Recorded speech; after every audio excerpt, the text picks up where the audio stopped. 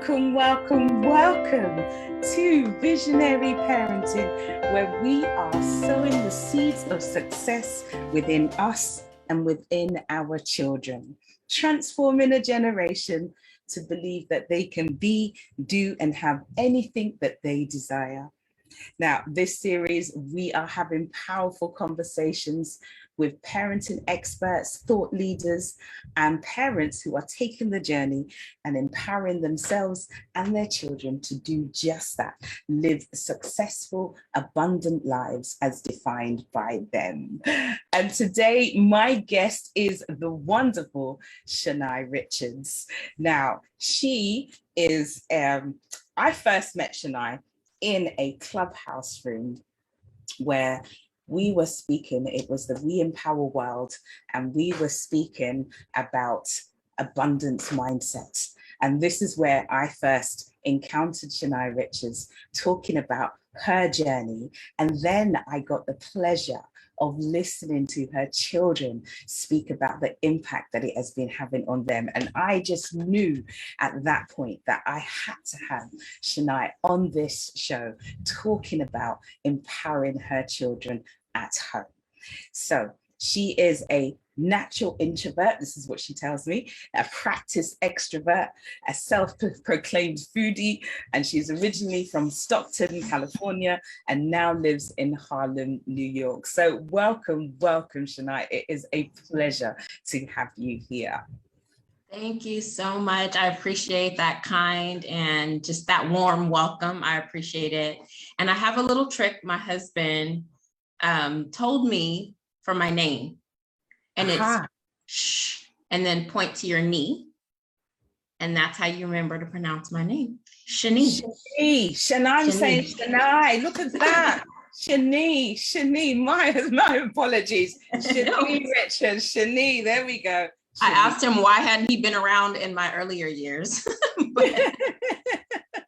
That's a little trick, but so grateful to be here, to be invited. And I know this isn't our first conversation, and I just really have been doing a lot of internal thinking because the questions you asked me when we talked before had me really digging deep into my why. So I appreciate that.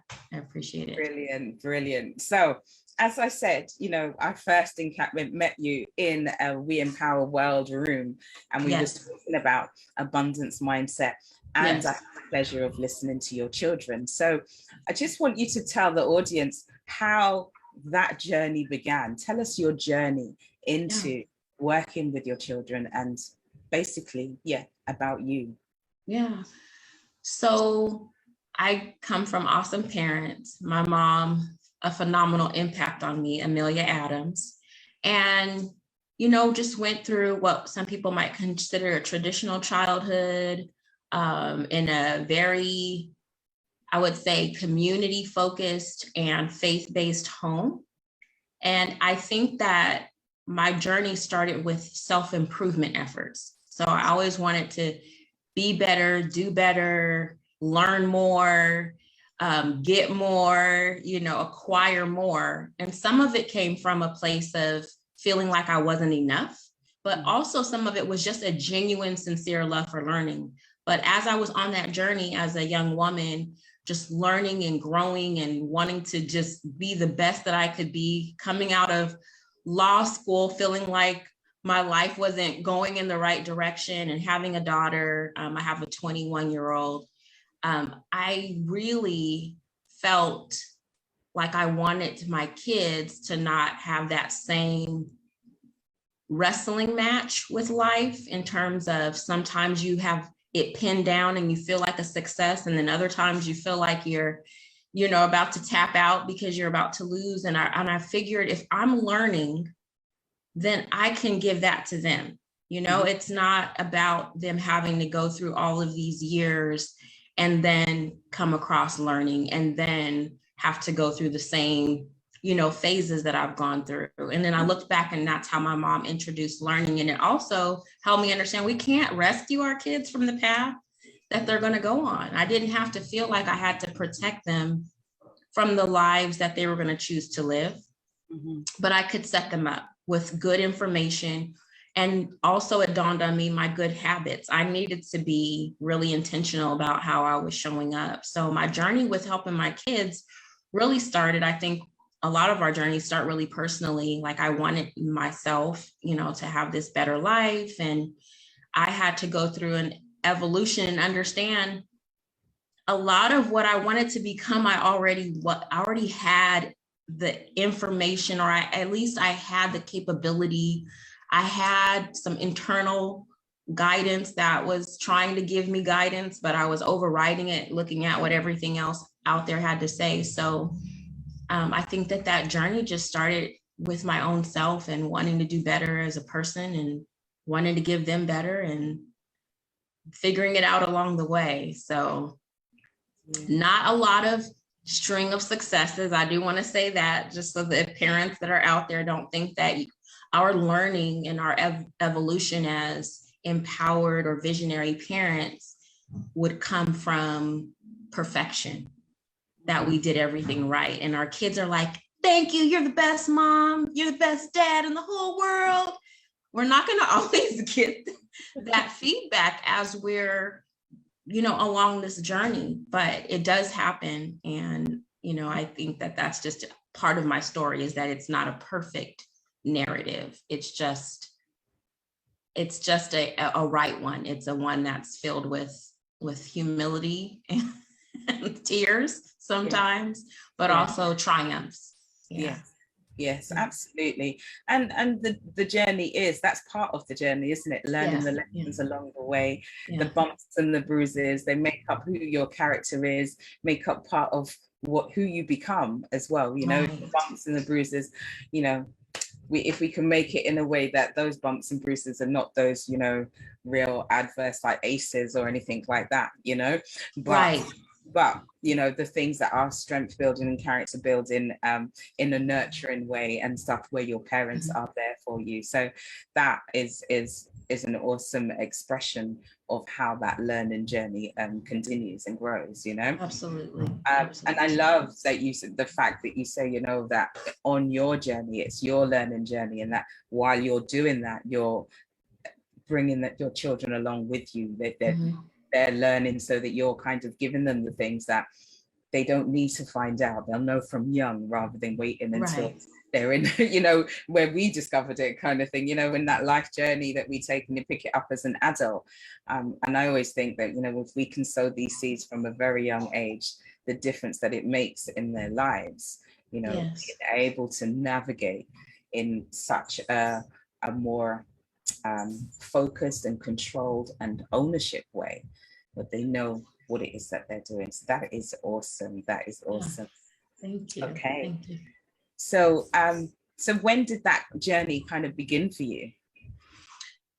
My mom was in education, so she was always the type of person who created learning all the time. Like, I didn't know that kids didn't go to home summer school until I started hanging out with other kids in the summer and old enough to ask certain questions. I'm like, you're not doing a math workbook? You're not doing an English work? Like, what? Like, I didn't know. Like, we did work during the summertime because she'd take us to the parent teacher supply store, or the teacher supply store. I'm adding parent to it.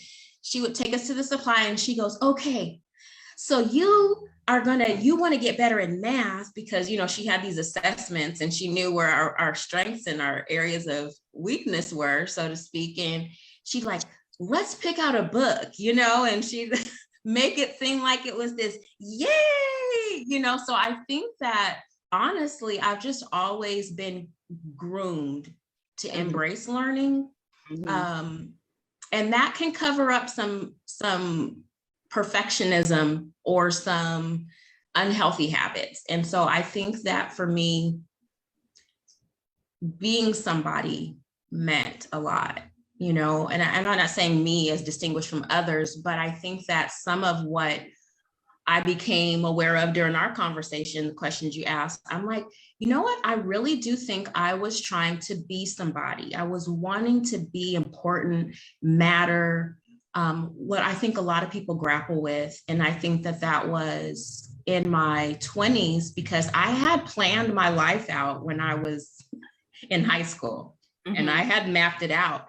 And when it wasn't going that way, I said, I think there's something defective with me that I need to invest more something in me.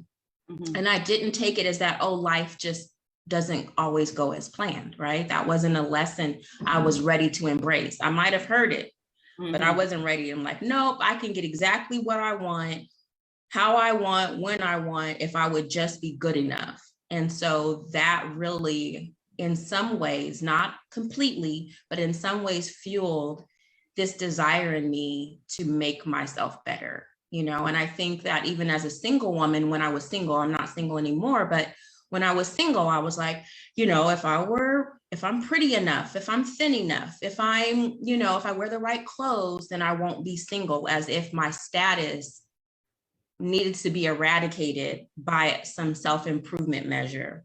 And I think it was just easy for me to grab a hold to that and hold on tight for dear life. It's like, be amazing or bust type of an attitude. And I think that my attachment and attraction to learning was placed in me early on, but my internalization of it as the solution for me to be a better person, to get the things that I wanted and how I wanted, I think that just came along in my, early 20s, trying to figure things out. And it's just easy to keep that as a habitual mindset, is be better, learn more, do better, get more. And it's not all bad, but I feel like what we internalize is that narrative in our minds, that story that we're telling ourselves, has to be examined. And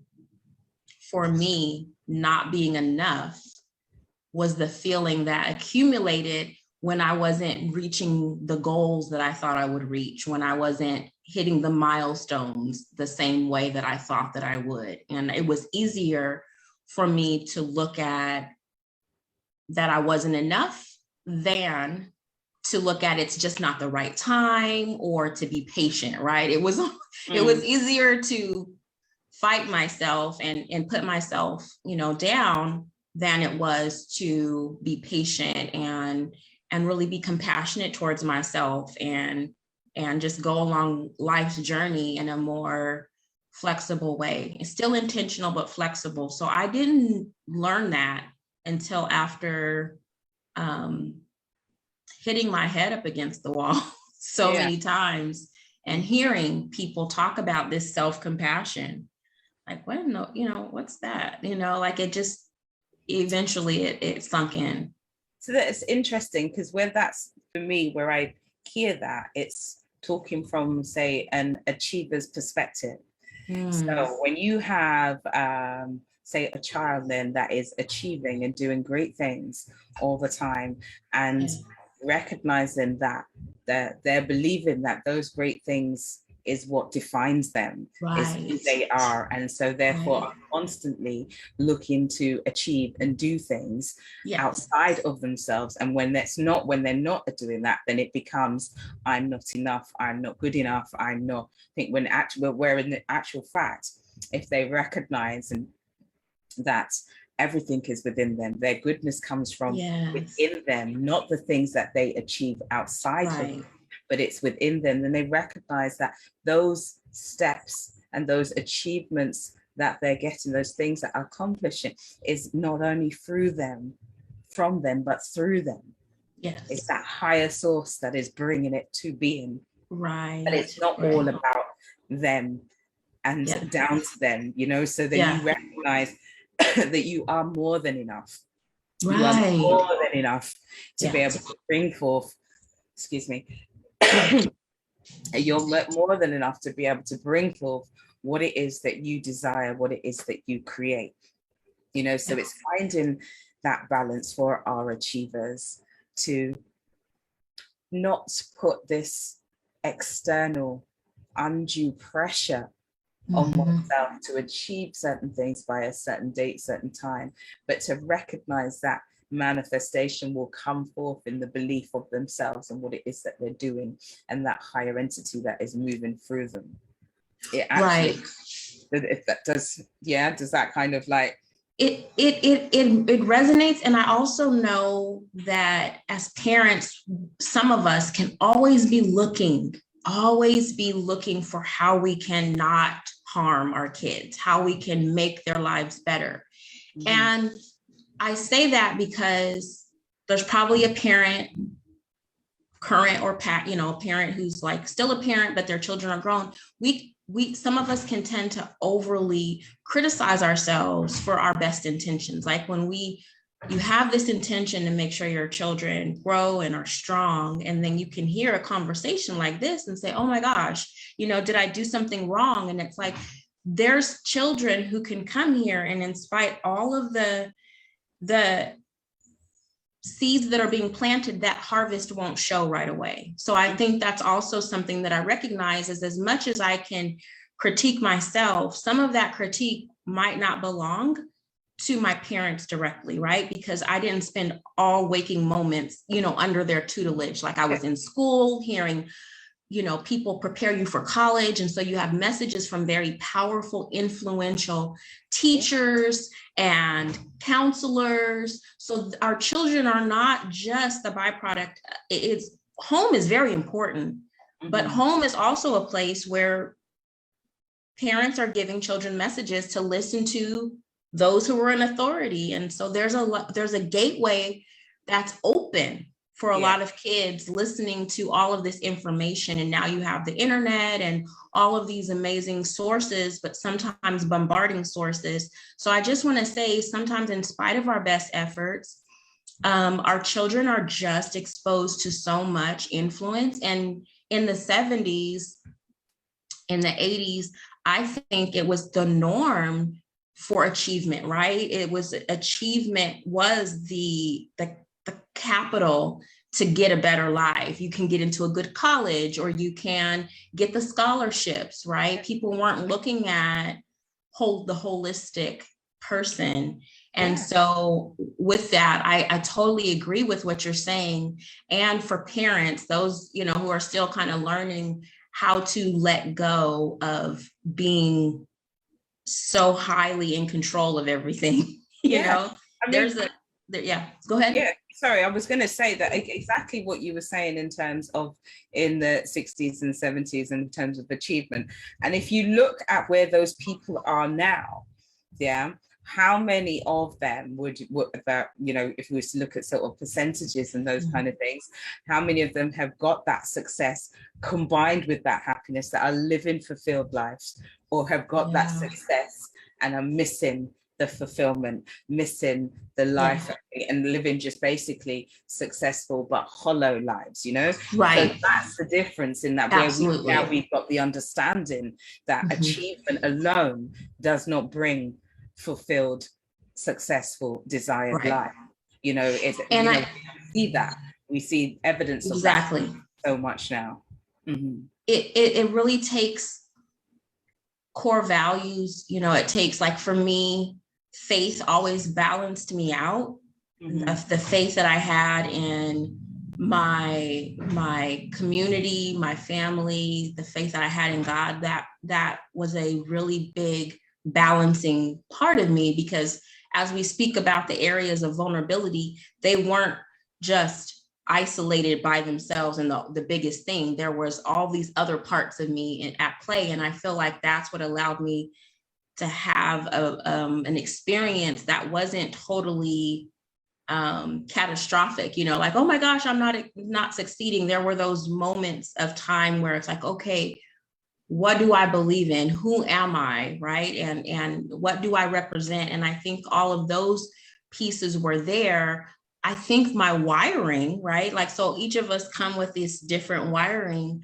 My wiring just made it so I feel like there was times when I was not ready to surrender to the truth of that. Yes, I don't have to become this amazing person I already am, and that's what I try to focus on with my kids, is the power of I already am. you know, and I tell them you already are, because I want them to know whoever they're going to be in the future is like inside of them already, listening to every word that they have to say. And it matters, you know, what they say to themselves, what they think about themselves. That's going to either release that person to come on out, or keep them bogged down, you know, under those negative thoughts and those negative words. So, you know, I think when I think about the power of our own thought, the power of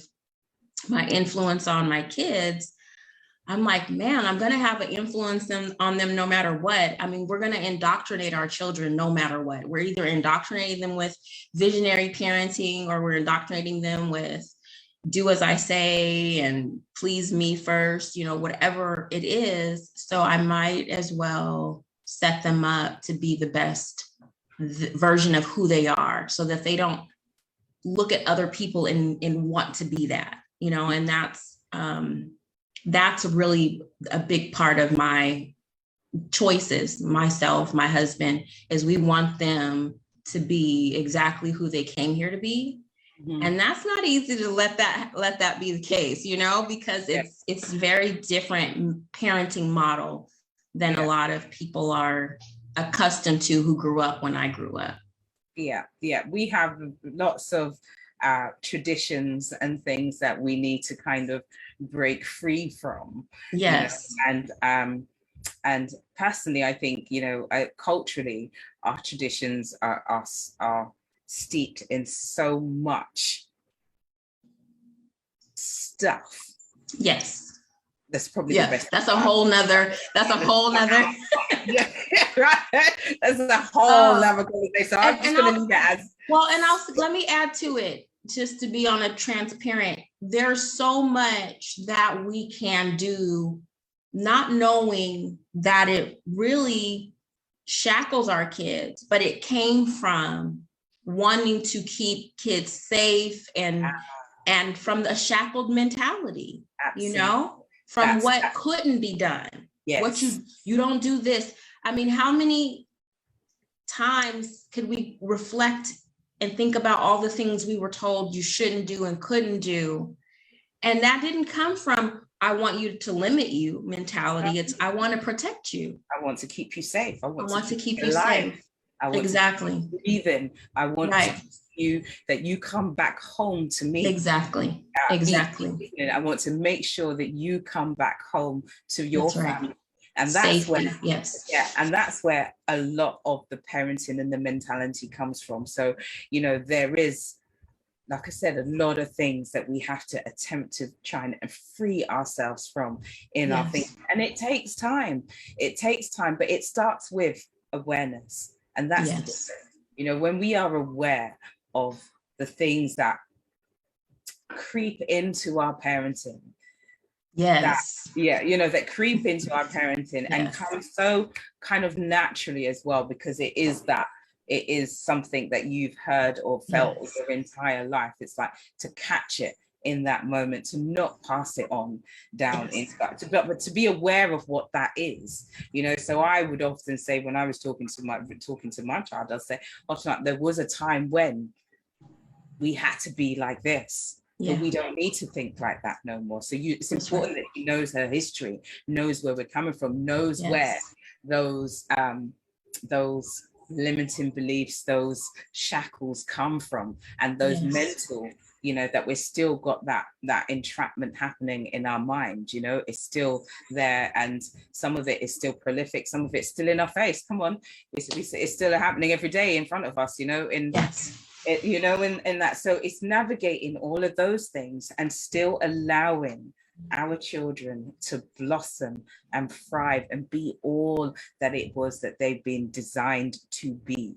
You know, everything is within them, and it's that seed, you know, and all we have to do is give it the fertile ground to allow it to grow into its fullness, you know. Absolutely. And sometimes society stops us from, you know, given that fertile ground. Sometimes it's, and we have to navigate all of that and do the best that we can. And that's all that we can do as parents. And this I is think realization that we're the parents, you know, it's when I found myself with my first child thinking about what I couldn't do because I was working full-time, kindergarten was part-time. And, you know, it took me a minute just to decide, like, I need to make this work. Like the school doesn't owe me anything. You know, nobody owes me this beautiful path to putting my child in school and working full-time work. So sometimes it really is like that empowerment that we have to bring to ourselves, because, you know, my decision to homeschool, I don't say this is everyone's journey, right? But for me, it made sense because the options that I had at the time and what I was seeing happening and what I wanted, I couldn't keep going without what I wanted. In order to do what I felt was important for my kids, that's where that decision came from, you know, and it never was an anti-school perspective. It was a pro my children perspective. And I think that to be in community or to be involved in an environment where people give each other permission to do what's necessary rather than what's convenient, to do what is important rather than what is agreed upon or what is approved of by others. You know, that's the type of community I want to be, and that's the type of people I want to have influence me. And I think that that's important if we're going to walk away from things that might be easy to do or natural to do or intrinsic, if we see it's not working, if we see that it's not benefiting, you know, our kids. And that's, you know, this came from me hearing, like, sometimes we aren't equipped, right? Or we're not set up, or barriers come in our way. And I've heard parents lament about the situation they're in with educating their children, and from bullying to any type of subject matter. And I'm like, we can't leave that in the hands of others to remedy at the expense of our kids. Yes, we need to hold people accountable, but after the second year and the third year, like, do we still just complain or lament or feel the pain of sending our children into an environment where they're not getting what they need, you know? And so that it's a little controversial, maybe what I'm saying, because everybody's not in the same situation. But when I was working and earning 20 something thousand a year, I had the same mindset. So for me, it's just the way that I think, regardless of the amount of resources that I have, because ultimately, like, I'm accountable to my child. That's how I felt as a single mom. And now that's also how I feel and operate as a married woman, you know, with children. So, and you're right, because there's a certain pain that comes from knowing that you're sending your child into an environment that is not horrible. Exactly. You know, and you are aware that your child is soaking up all of this negative vibes and energy, and is actually just holding them in a place that is not good for them mentally and emotionally, you know. And it's like, it's a hard thing to do. And if you then feel that you're in a position where you're unable to remove them from that environment, you know, even more pressure on you as a parent. And it's like, what do you do to counteract that? What do you do to help that, you know? And so there are kind of things that you can do to help and support that. And it is about the communications that you have with your children. It is about that relationship that you have when they return from school. And it's that kind of like firefighting, rebuilding, putting things in place and making sure that, you know, they are secure in themselves at home, you know, who they are as a person, so that that when they go out into that environment, they're kind of like got their shields around them, that the spirit is protected, you know, their energy is protected, you know, I mean, you do all that you can, and they see that they feel that energy from you, they Yeah. respond to that, and they recognize what's going on. It's not ideal. Right. It's not ideal, but what do? You know? Yeah, I think we when we align ourselves and we recognize that there's power in our hands, it's not always removing the child, but like you said, it's participating with them, understanding that, okay, I may not be able to protect them from everything because that's not ideal either, right? But we're having this conversation. Yeah. I'm giving them this mindset, this toolkit. We're filling their toolkit.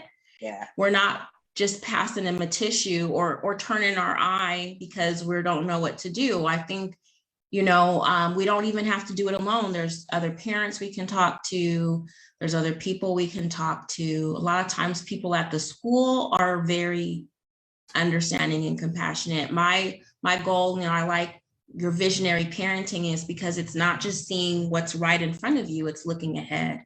And so that's part of our opportunity as parents, is to not just only be dealing with right now, but to look ahead. What do I need to be doing, saying, but not in a place where we're just helicopters, and overprotective and putting our children in a bubble either, because they need to wrestle with some things and gain strength. And I just think that the vision part of parenting is something that is hard to have when we're just so busy. And I've had that experience where it was just like living day to day, day in, day out, do it again. It was like such a joy robber, the type of busyness that was going on in my own life personally. And I just had myself scheduled, from the morning to the night, because it was time. I spent it like it was, nothing. And that vision part of my parenting was lacking. Mm-hmm. And so I had to stop the presses and really kind of just think about how I wanted to raise these kids. My daughter is older, and then now I have a 10 and 9-year-old with my husband. And I had to think about that vision part. We had to get aligned, and we had to really think through that. So that is also a part of our story, as we were just like a lot of parents and a lot of families, just running until vision came into place. So yeah. And it's so true how, it just goes like that. Yeah. It just goes like that. And it's like, I recall how quick I remember my daughter being 13, and then all of a sudden she's 18. Wow. And then all of a sudden, and it's like, where did the time go? Where it's gone, And so you can just get so caught up in the day-to-day life, the constant, like, just working, doing that the vision gets lost, the recognizing that, before you know it, your kids are grown, and it's like, what happened? What happened? And did I impart all that I wanted to impart? Did I deliver all of the lessons that I wanted to deliver, or, like that? Or did life just take me past and fly by? And a lot of the times that's what's happened. Life has just flown by, and your kids are grown, and you're like, oh, what now? Yeah. That certainly is. I feel like that happened for me with my first daughter. I don't know if it's commonly referred to, your first child as your starter child, your starter kid, but that was my first baby, and raising her and learning along the way. And then a long period of time goes by, and then I have, the other two kids kind of close in proximity in time. And I just felt like I couldn't exactly borrow from all the learning, because every child's different, but it was this experience of like, wow, to not be so busy, to not, still we ended up getting busy, but to have another parent involved, or just having more clarity, being older, You know, I know there's a lot of push to have children younger, but I'm like, ooh, so much wisdom, you know, having children as I got older. I'm like, oh, okay.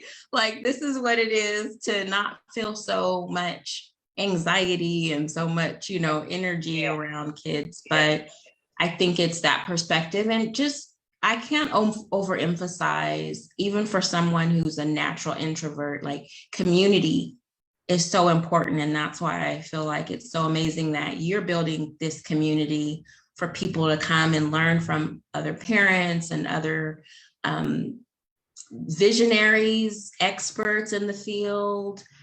It's incredible, because otherwise you can feel very isolated and you can feel very alone. You can feel like a failure when really you're just going through life, and people can relate to you. Even experts and people who write books, I'm sure, can relate to a lot of the similar parenting stories. Oh, experts have to start somewhere. Everybody Absolutely. has to start at the beginning. You know, everyone's had to go on the journey to learn. You know, it's not something that just comes like that. We've all had to take that journey. We've all had to learn the things needed to help our children thrive, to help ourselves thrive. You know, nothing just appears instantly like that. You know, we've all had to do that. And so what's important for and that's the vision of visionary parenting, is that, you know, we are that supportive, understanding, that community, that network that helps each other to sow those seeds of success, to recognize the journey that we're on, and that everybody's path will look different, but that we have that connectivity together to be able to grow together and build together and support one another. That's the vision of visionary parenting, you know, that we transform a generation, and that generation is doing wonderful things in the world. I agree. It's transforming, but I love that it starts with ourselves, you know, because we're not, I mean, it's so much easier to help other people when you're not together. If you want to, you know, you want to skip that part, it's like mentally easier. It's not actually easier, but it takes time to really say, well, if I'm telling my daughter that she's enough, do I think that I'm enough? You know, like, I wanted to pass on the reality, like that to do the hard work myself, so that I wasn't telling something aspirational, you know, to my daughters and living in a way that wasn't true in front of my son. And that's been a challenging aspect because of it. They'll call you out. They'll call they can see when you're talking BS. They can see that you're telling me to do this, but you don't feel that about yourself. You know? Absolutely. They notice that energy. They feel, whether you say it or not, they know exactly. They feel the vibration and the energy that you're putting out. So they know that's right. That when you're saying, do as I say and not as I do. Absolutely. That don't work. It doesn't. Work. It does and not it's work. not, it's almost like, you know, children are so accepting, they don't even need the falseness, you know, like they do much better. I mean, I remember the first time I apologized to my daughter, my middle child, she wasn't ready. You know, she was maybe like 4 or 5. She's like, no, mommy, you didn't do anything wrong. And I'm like, no, I made a mistake, you know, and I just learned that for them, after she understood that it's okay that I made a mistake, you know, that it wasn't me not being her mom anymore, or me not being responsible or accountable, then she understood that dynamic just means that she doesn't have to be the one at fault. Like that was mommy's responsibility. I did something that wasn't appropriate, you know. I don't remember all the details. I just know that I jumped to a conclusion. Because I know everything, right? I know what I'm looking at. I know, and it's not even that I intentionally had this, I know it all. I just assessed the situation and I spoke out of what I thought was my knowledge base, and it wasn't the case. Mhm. And it has been a humbling experience ever since, where now I've learned to say, this is what I'm concerned about.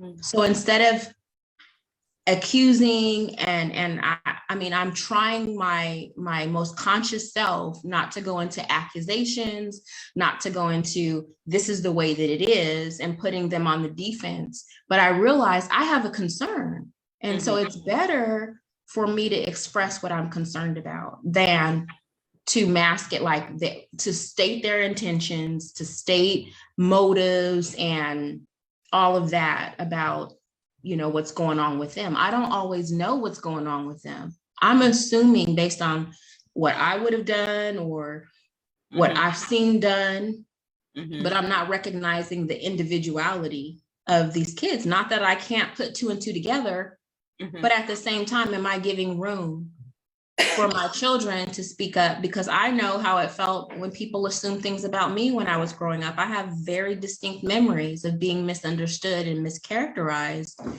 Yeah. And, you know, I don't want to do that to them, but it's challenging because it requires me to be self-aware.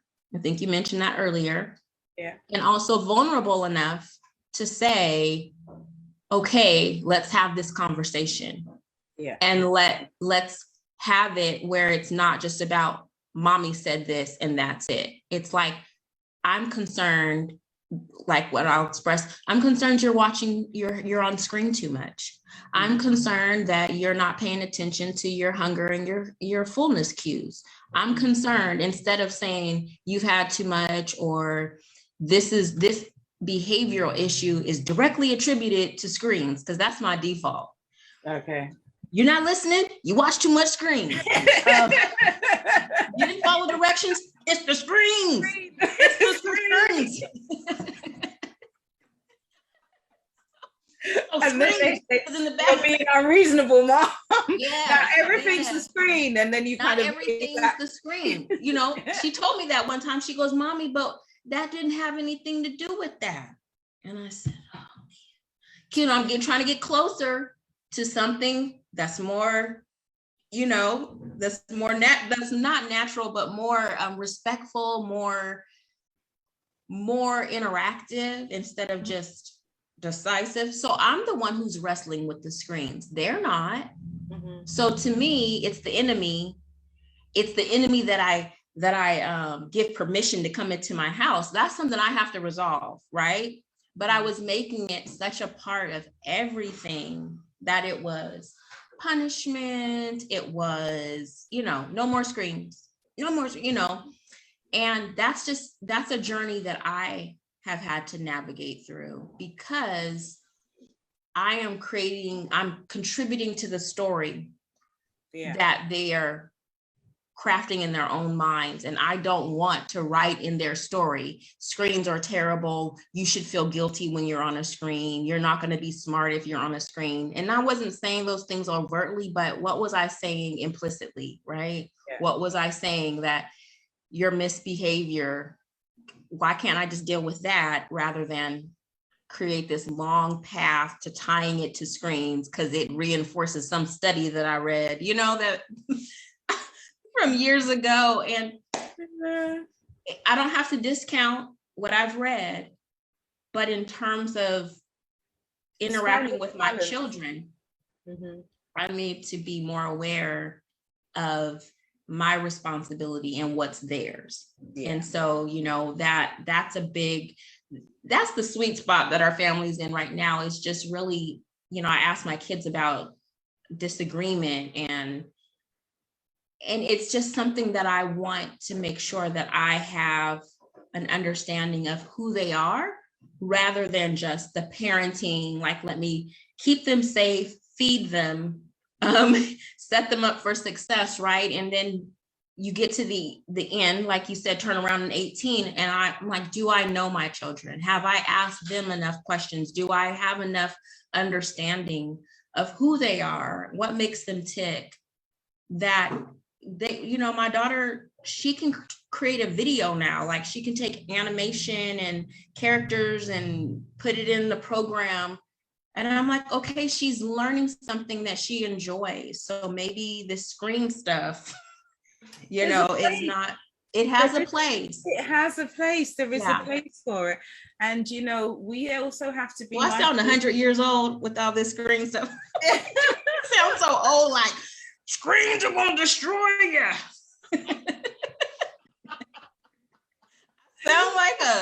I sound so, look, there's 100-year-old person out there really upset that I made them look bad like that. But no, I feel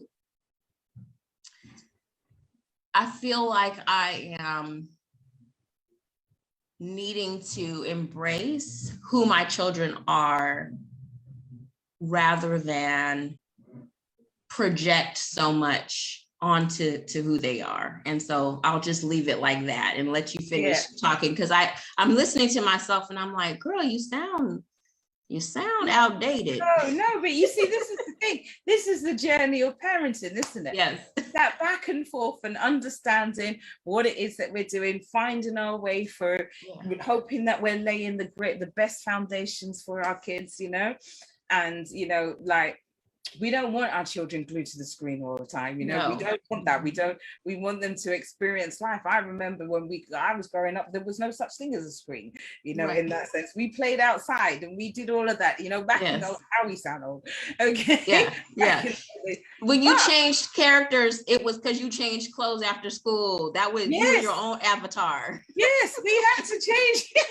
Do you remember coming back from school? We had to change your clothes. Change it to your play clothes. And then play clothes, all of those sort of things, you know, and we lived life to the fullest. And we can see, and I think the difference is that we can see what it was like for us and what it's like for our kids now, who are glued to screens, who are inside and, you know, doing, and it's all about screens. We know the difference. We know what our childhood was like, running up and down and doing all of those sort of things. And we want that for our kids.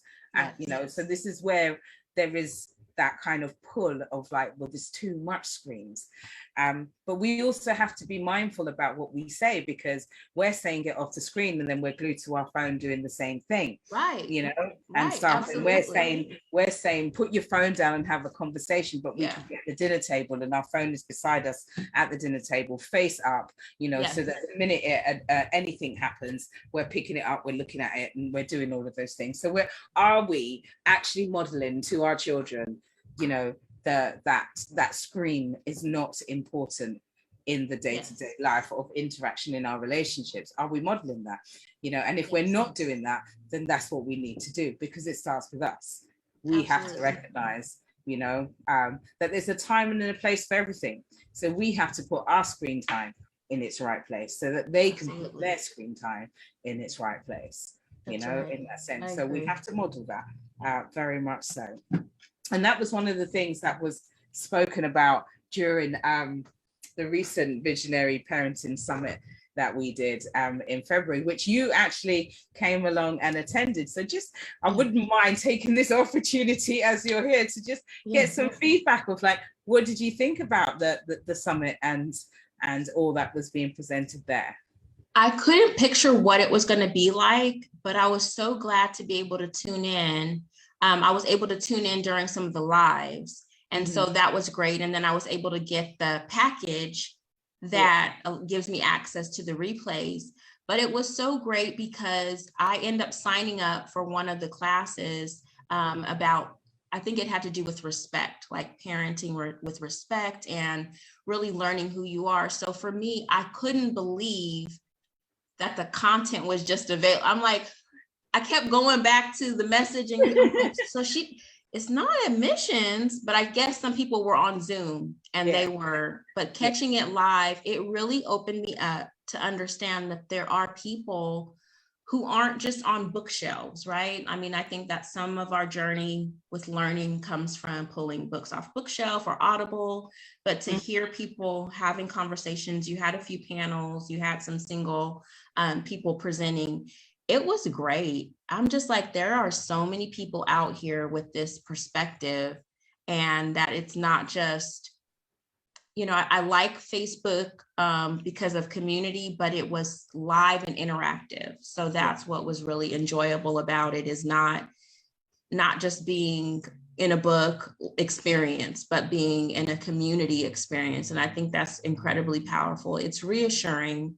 None of this journey, even when you're doing a good job, feels light and easy all the time. And I think the summit allowed us to come together and celebrate and learn and cooperate with one another. And that was fabulous. That was really good. I was talking to my husband about it, and yeah, it was just so good.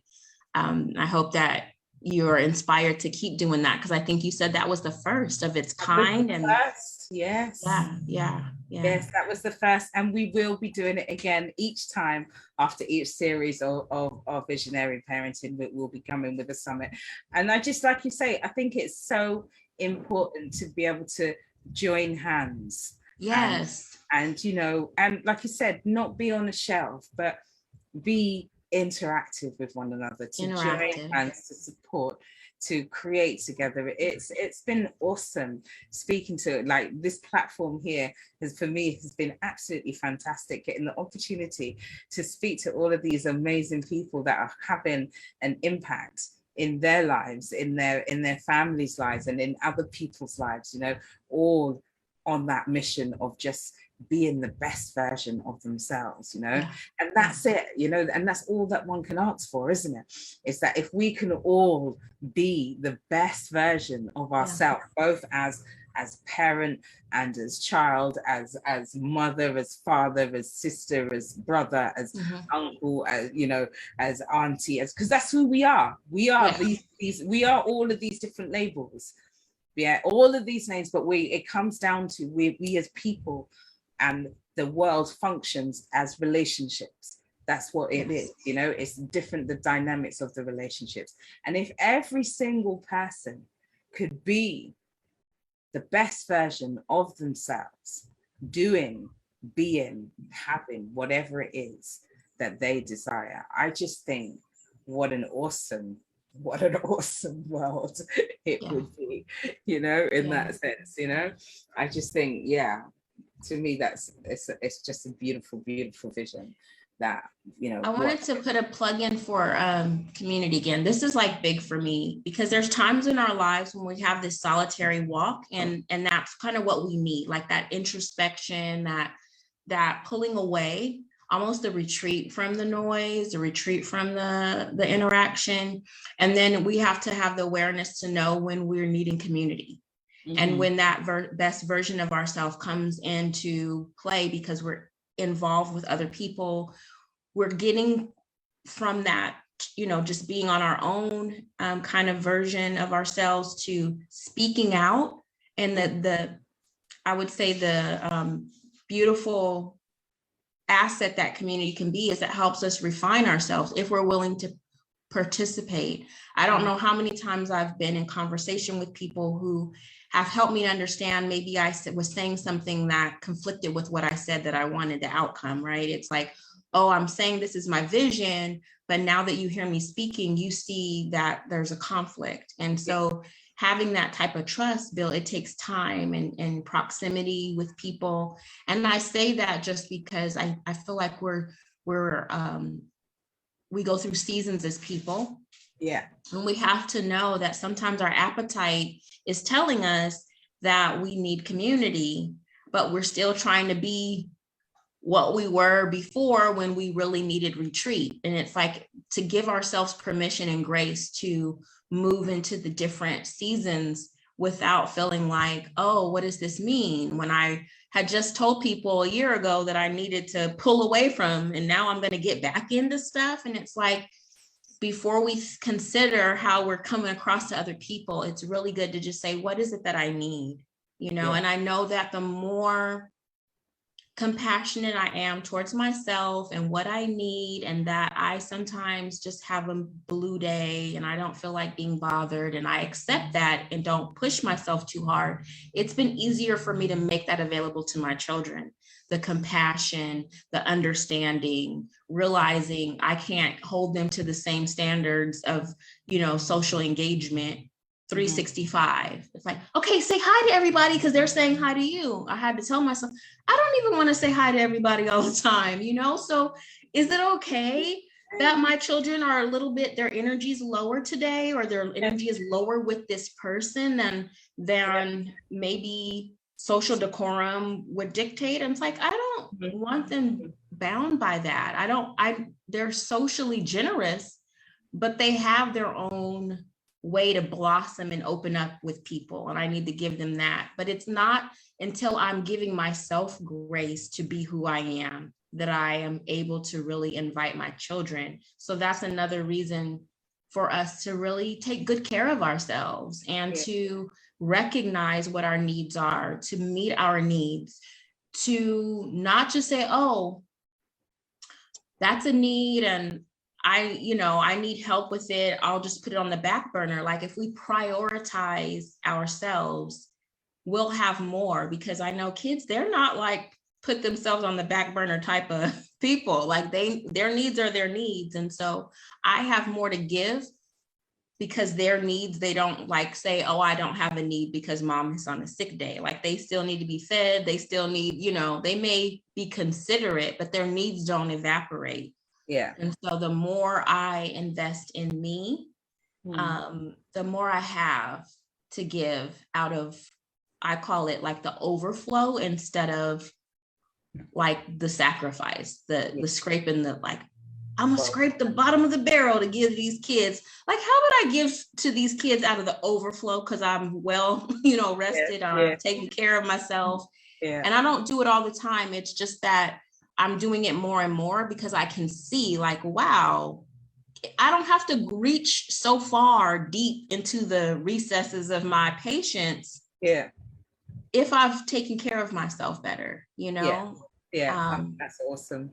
Grace. That's an awesome description as well. It's like recognizing that, to give from the overflow rather than the scraping out of the bottom of the barrel to give because you've just depleted yourself completely, giving yourself grace. And when you give yourself grace, you learn to give your children grace as well. Yes. I think that is just an awesome concept to kind of meditate on, to really take that on board and think about that. So we are coming up to the top of the hour, and I'm very much like to try and keep this within the hour, but it's been such an awesome conversation. So if people want to reach out to you, Shani,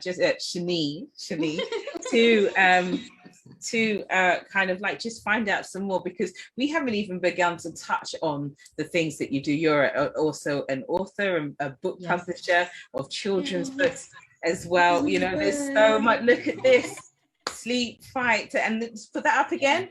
Sleep, fight, sleep tight. How sleep fighting babies go night night. Wow. Yes. This is from a parenting experience. I call my babies sleep fighters. And so this is about one baby's unsuccessful but effort-filled fight against sleep. So they don't succeed, but I give a lot of good information about safe sleep, sleep practices, reading as part of a bedtime routine. And there's a story inside. So there's a story about a little baby who fights sleep, but I also have parenting resource information in the back, because that's just my heart, is to equip parents and to support them, especially when we're dealing with children who have night owl syndrome. See, there's so much going on with Shani. So it's good that we will be having a summit at the end of this. She will be coming back to share all of her books and things that she's been doing. So yes, that is going to another opportunity to catch up. So if people want to reach out to you and get in touch with you, what's the best way for them to do that? So email info@bookshere.booksthere.com. So that's the publishing company. I'm on Instagram at Purpose Partner, and I'm on Facebook, Shani Richards. I have a website, bookshere.booksthere.com and ShaniRichards.com. So I'm present on the web, and I do respond to emails because that's the way that I roll. So brilliant. Okay, so we will also drop all of that information in the comments after this live and put that all in there too, so that It's absolutely awesome. So thank you. Thank you so much for your time, for your energy, for your wisdom and insight. It is amazing what Thank you're doing you. there. And, you know, the journey of parenting, the journey that we all go on, and the fact that you've just made it so, like, it is, this is it, this is the learning curve that we're experiencing and stuff. There is no wrong and right, but what comes from it is awareness, and when we are Yes, aware of what it is that we're doing, then we can make better choices and better absolutely. decisions to benefit us all as a family. And that's done with like no judgment. You know, that's the thing. It's like we can give ourselves grace, we can give our families grace as we go on this journey. So thank you for sharing that with our parents and with our audience. And I'm sure that they got so much from this conversation. So again, Thank thank you, you. Melanie. I Thank appreciate you. you thinking of me and inviting me to share this space and time Oh, with you. it's been a pleasure. It's been a pleasure speaking with you. It truly has. All right, everybody. So you can catch us again in 2 weeks' time for the next episode of Visionary Parenting. As I say, as parents, we are our children's first and continuous teachers, and we must recognize the impact that we have on our children's beliefs about themselves, their beliefs about others, and the beliefs they have about the world around them. So let's be positive and let's show them to be and help them be the best version of themselves by being the best version of ourselves. You know, visionary parenting is here to help and support you to do exactly that. So tune in to the next episode in 2 weeks' time, where we'll be back live again with another amazing guest bringing you such insight again. So thank you very much. Thank you. Take care and be blessed.